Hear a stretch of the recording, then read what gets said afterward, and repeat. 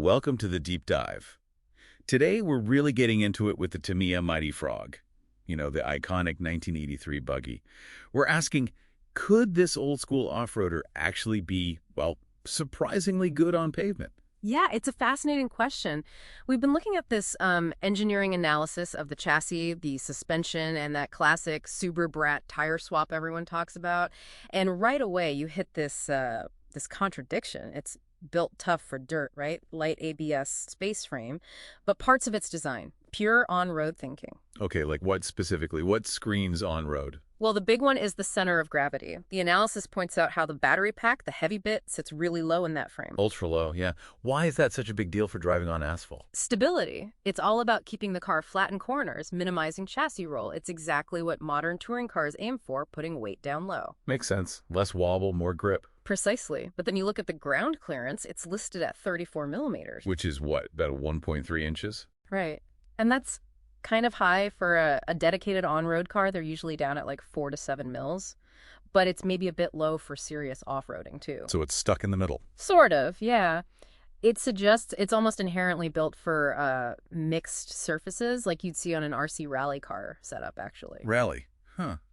Okay, I can see that. But let's talk about the bounce. Everyone knows the Frog is notoriously bouncy. Yeah. If the CG is so good, why the pogo stick reputation? Yeah. That comes down to what the analysis calls a frequency mismatch. Basically, the front and rear suspensions are doing completely different things. How so? The front, it's got these simple friction dampers, which, let's be honest, don't really damp much at all. It's pretty much undamped, so it bounces a lot. The pogo stick effect, guy. Exactly. But the rear has proper oil-filled shocks. They're controlled, they absorb bumps properly. So the front's bouncing like crazy and the rear is, well, behaving. You got it. The chassis is constantly pitching forward and back because the two ends react totally differently to bumps. It's dynamically unstable. Okay, that explains the bounce. But there's more, right?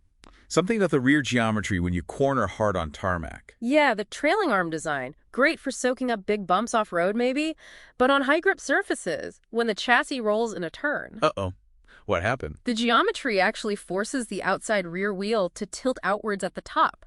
That's positive camber gain. Wait, so it lifts the inside edge of the tire off the road?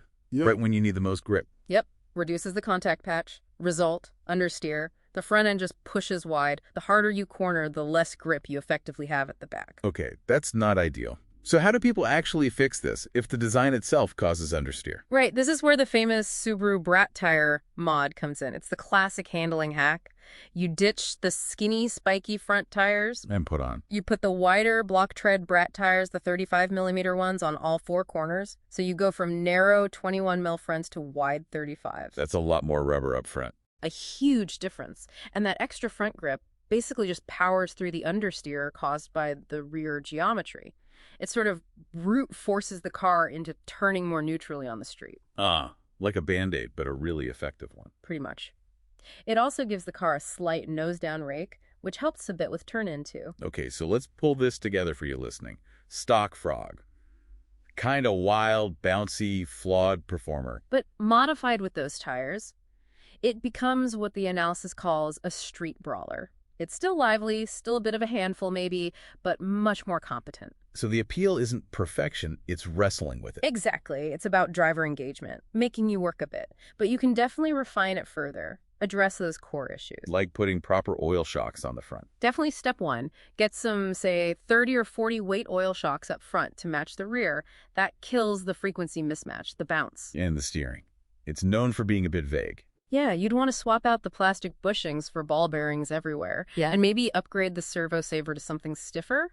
Get rid of the slop. Make the steering precise. So the final word is the Frog's charm on the road isn't about being flawless. It's about that mix, isn't it? That blend of vintage quirks and surprisingly modern design ideas like the low CG. Absolutely. It's a challenge, but a rewarding one to figure out. And that leaves you with something to think about, right? Yeah. What defines performance for you? Is it the almost sterile precision of a perfectly optimized modern RC car where everything just works? Weird. Or is it the thrill of taming something like this modified Frog, something capable but fundamentally compromised? That high-input, active driving needed for a real canyon carver experience, even in miniature.